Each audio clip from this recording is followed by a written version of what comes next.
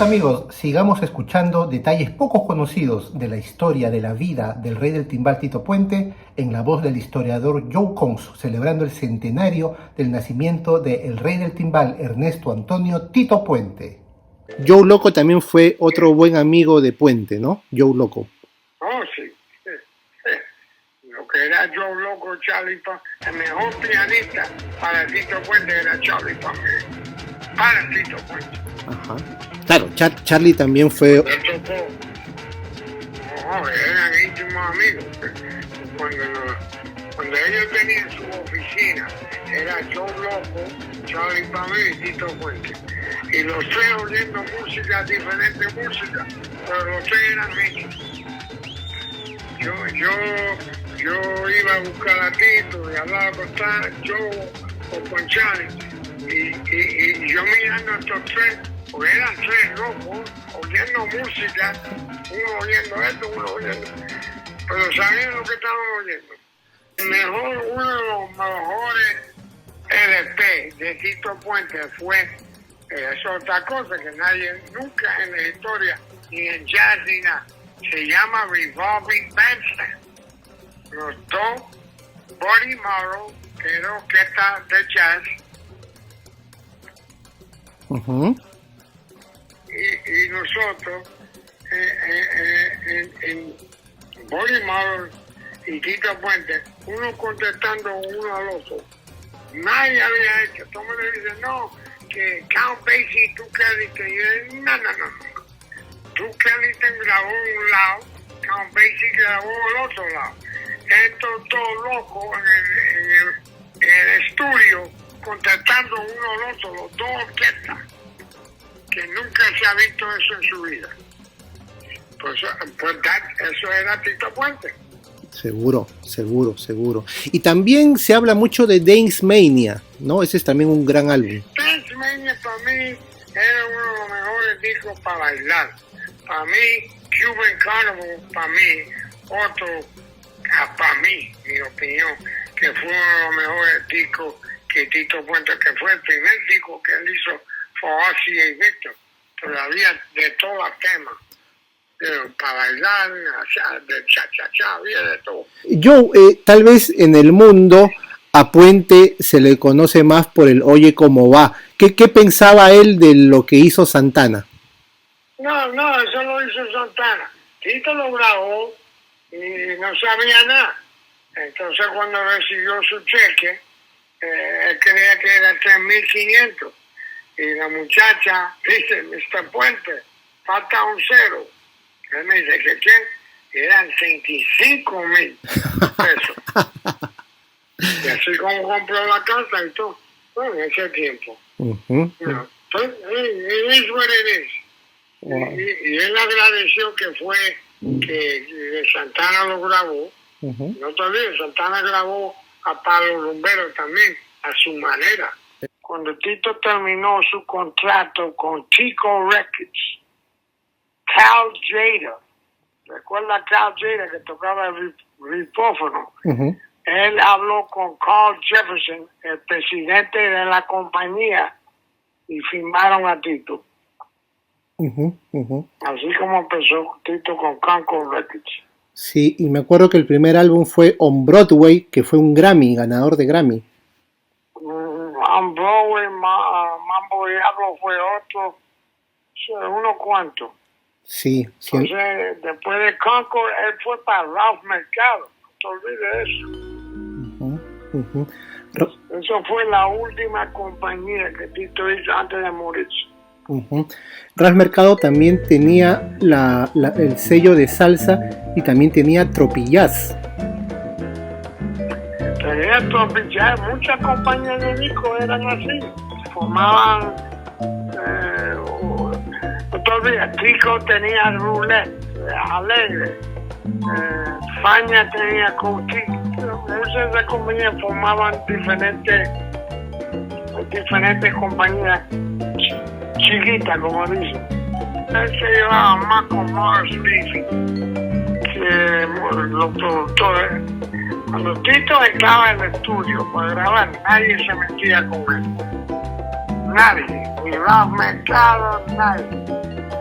La compañía que le dio muchos problemas a Tito, y no fue problema, fue RCA Victor. Porque Tito grababa, cuando Tito decía que yo quiero grabar esto, y los productores, como no saben de música, le daban a hard time. You know? George Gona le hizo lo mismo en Puente Percussion. Cuando Tito grabó ese LP, Puente Percussion, Tito le dijo a George Gona, yo quiero grabar un LP sobre conga y tambores nada más. Y él le dijo, ¿tú estás loco? Bueno, para decir no a Tito, tú tenías problemas cuando tú decías no a Tito sobre las cosas de música. Y lo grabó. Que fue una de las compañías, fue uno de los manticos más grandes que había. Él hizo 3 grabaciones sobre tambor y todo. Puente Percussion, Top Percussion for RCA Victor y tambor. Nadie se atrevía a hacer eso. Esto era pionero, igual que Revolving Master. Esto es el único en la historia sobre la música latina que grabó una orquesta latina, que era Latin Orchestra, junto a una orquesta de jazz. Los dos se contestaban uno al otro, se llamaban Revolving Master. Ese fue el último disco que hizo Tito Puente con RCA Victor. Entonces los tipos que corrían ellos no querían sacarlo. Claro. Y por fin lo sacaron por las budgets. Y así como nos montaron. Después, años atrás, tocó yo retrato con el muchacho Buddy Morrow y lo sacaron otra vez. No quería grabar, él tenía odio a ese muchacho. Él no, you know. Entonces Morris Levy le dijo, antes de morirse, Morris Levy le dijo, tú le debes 2 o 3 discos. Y ahí donde él grabó La Leyenda. No todavía, Tito no grabó por 3 años por disco. No quería grabar nada por Morris Levy, para Jerry Masucci. Entonces hizo La Leyenda, Se Magnifique, y fue otra, y la hermana se terminó. Y también en esa época él graba los tributos a Benny Moré, ¿verdad? Sí, pero se fue, sí, también, sí. De todos los cantantes que pasaron y grabaron con Tito Puente, ¿alguna vez él te dijo o tú sentiste con alguno de ellos se llevaba mejor en especial? Santito para él era el mejor. Él se llevaba con Vicentico y con Gilberto Morol, pero Santito fue que grabó más años con él y ellos se llevaban juntos. En un respeto.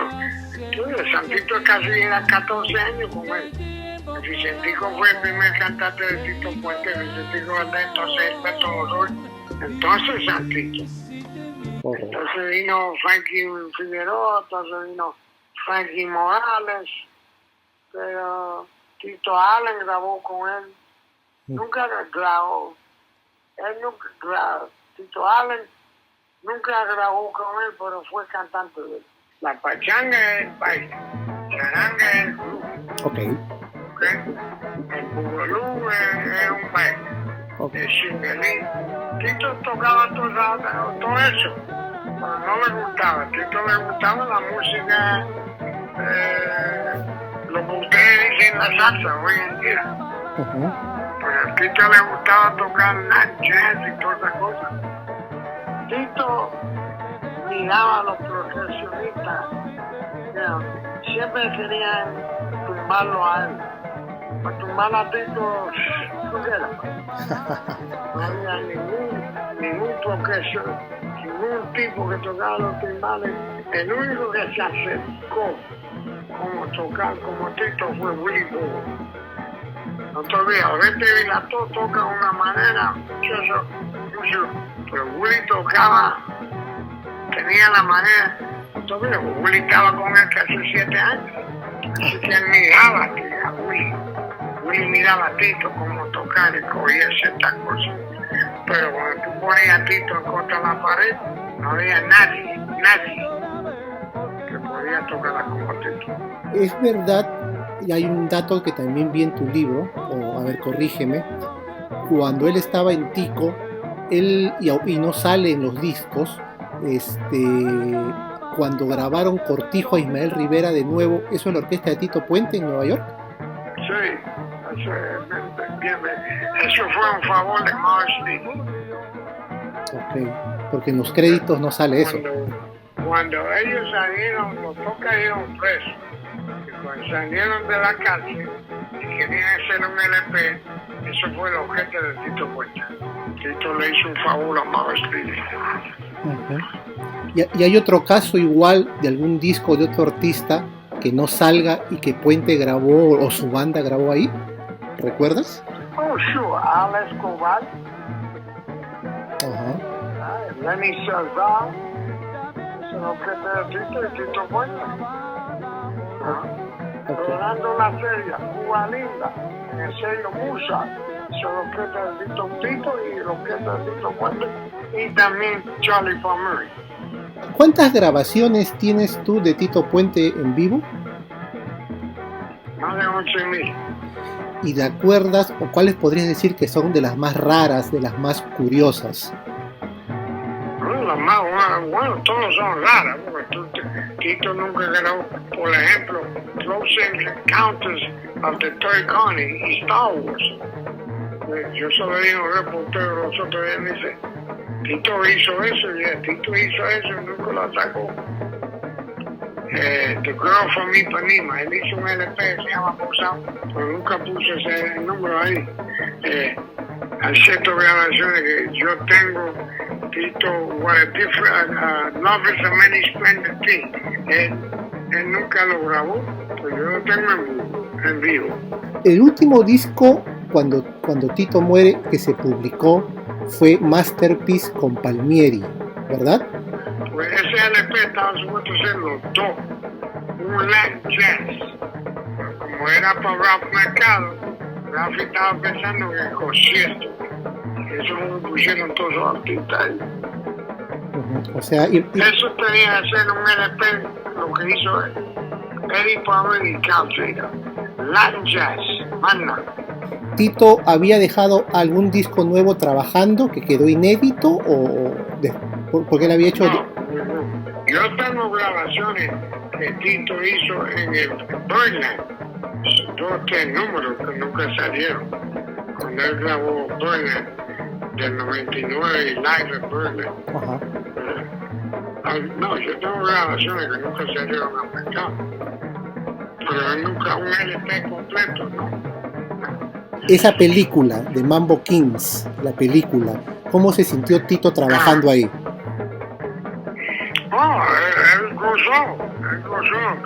Todavía había mucho, estaba Millie Tony, estaba Cuban Pete bailando ahí, y eso fue la historia, tratando de poner la música de Machito, de Tito Rodríguez, y Mario Bauer, todo eso. Él le encantó.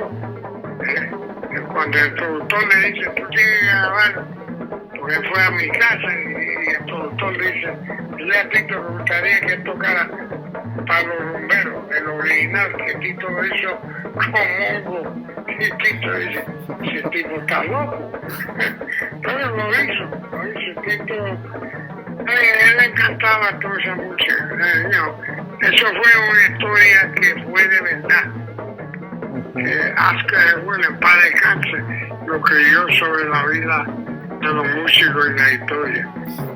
Yo gustaría ver más música así en la historia en Hollywood. Esa es la vida que nosotros llevamos. Tú tienes que acordarte, Eduardo. Yo soy el único que estoy haciendo esto en una escuela de colegio, como dicen. Y Tito es el único que tiene su exhibición en un colegio donde yo enseño. Él no tiene, nadie tiene eso. Y vas a preparar un concierto para noviembre próximo, ¿verdad?